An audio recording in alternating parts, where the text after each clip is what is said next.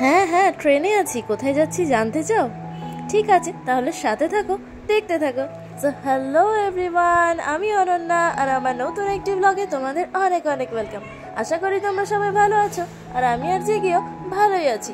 তো চলো তাহলে এবার বাকি কথা বলি। তো আমি যাচ্ছিলাম তাজপুর, আর দেখলে তখন গৌড়েছিলাম, সকাল হয়ে গেছে, নেমে পড়েছি শিয়ালদায়, আর এখান থেকে আমরা যাব ট্রাভেল কারে করে তাজপুর। সাথে থাকো, দেখতে থাকো।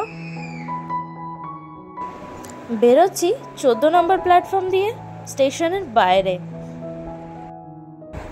বেরিয়ে গেছি।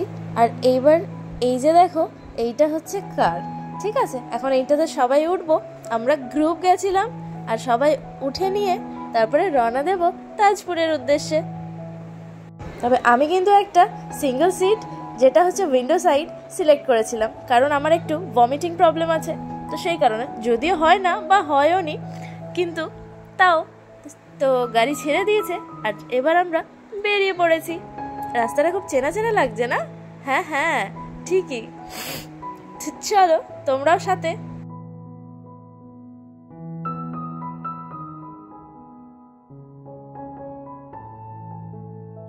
ডট 6টায় গাড়ি ছেড়েছিল, আর খানিকটা খানিকটা বলবো না, হাফ প্রায় যেতে যেতে আমরা পৌঁছেছিলাম কোলাঘাট। তখন ওই 8:30 মতো বাজে, আর এইখানে আমরা করেছিলাম ব্রেকফাস্ট। তো চলো সাথে থাকো, দেখতে থাকো।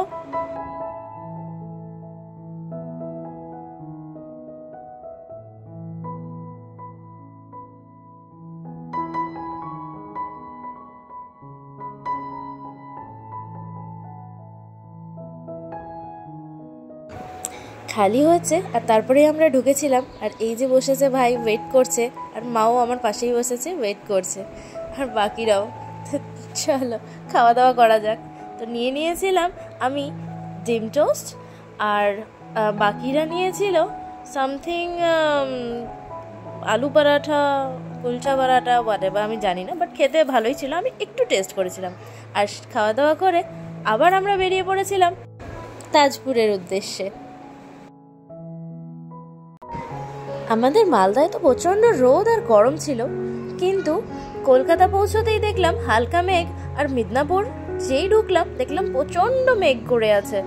আর কিছুটা যেতে যেতেই এই যে শুরু হয়ে গেছে ধীরে ধীরে বৃষ্টির ফোঁটা। ভীষণ ভালো ছিল ওয়েদারটা, তো খুব এনজয় করেছি। আর আমরা পৌঁছে গেছি আমাদের রিসর্টে। চলো ঢোকা যাক।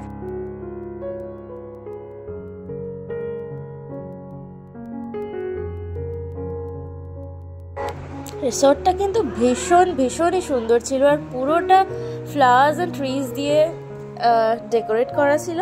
আর আমরা রিসেপশনে প্রথমে ঢুকি, আর রিসেপশনে ঢুকতেই আমাদেরকে রোজ দিয়ে ওয়েলকাম করা হয়, আর একটা ওয়েলকাম ড্রিঙ্কসও দেওয়া হয়। তো সেটা খেয়ে নিয়েই যাব রুমে।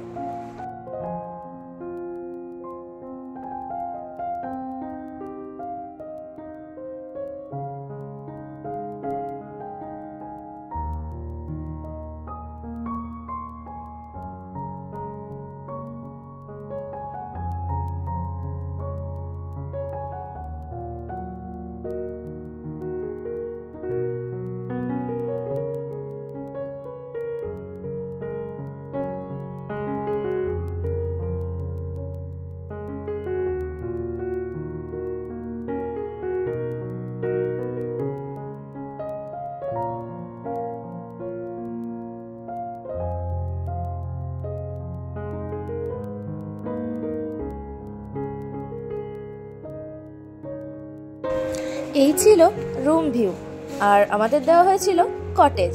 তো আমরা তো ব্রেকফাস্ট করেই এসেছিলাম, আর ঢোকার সাথে সাথে অ্যাকচুয়ালি পৌঁছতে 11টা হয়ে গেছিলো। আর ঢোকার সাথে সাথে চট করে ফ্রেশ হয়ে নিয়ে গেছিলাম পুলে, কারণ আমার তো ভীষণ ভালো লাগে পুল। আর আমি ওয়েট করতে পারছিলাম না, তাই কেউ আসার আগেই চলে গেছি। খুব মজা করেছি।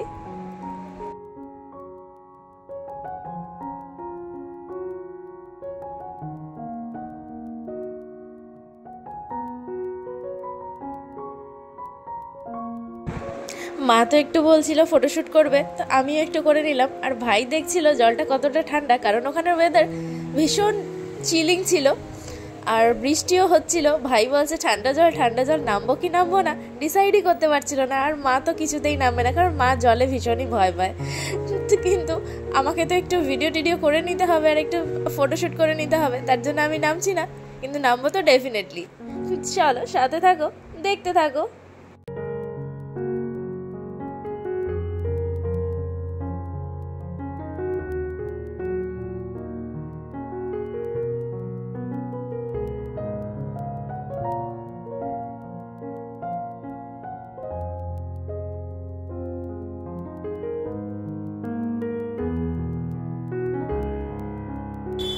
মা ভয় কাটিয়ে ফাইনালি পুলে নেমেছে আর আমরা করছিলাম মজা। তারপরেই চলে আসে বৃষ্টি। আর যেহেতু আমি জ্বর থেকে উঠেই গেছিলাম, সেই কারণে মা আর কি বেশিক্ষণ থাকতে দেয়নি জলে। তো হয়ে গেছে স্নান, ফ্রেশ হয়ে নিয়েছি, রেডি হয়ে গেছি। এখন আমরা যাব লাঞ্চে। তো চলো যাওয়া যাক, সাথে থাকো, দেখতে থাকো। এইবার বলি কেন গেছিলাম মিটিংয়ে। শুধু মিটিং নয়, ঘোরা হবে, আনলিমিটেড খাওয়া দাওয়া হবে, আর হবে প্রোগ্রামস। তো চলো, এখানে ছিল বুফে সিস্টেম আর আনলিমিটেড খাওয়া দাওয়া। তো খাওয়া দাওয়া করে নিই, তারপরে কথা বলছি। অলমোস্ট খাওয়া দাওয়া শেষ, আর এরপরে একটুখানি কটেজে ফিরে নিয়ে নেব রেস্ট। আর তারপরে আছে ইভিনিংয়ে meeting and programme. So day 1-এর ভিডিও এখানেই শেষ করছি। নতুন ভিডিওতে আবার দেখা হচ্ছে। ভালো থেকো, সুস্থ থেকো, বাই বাই।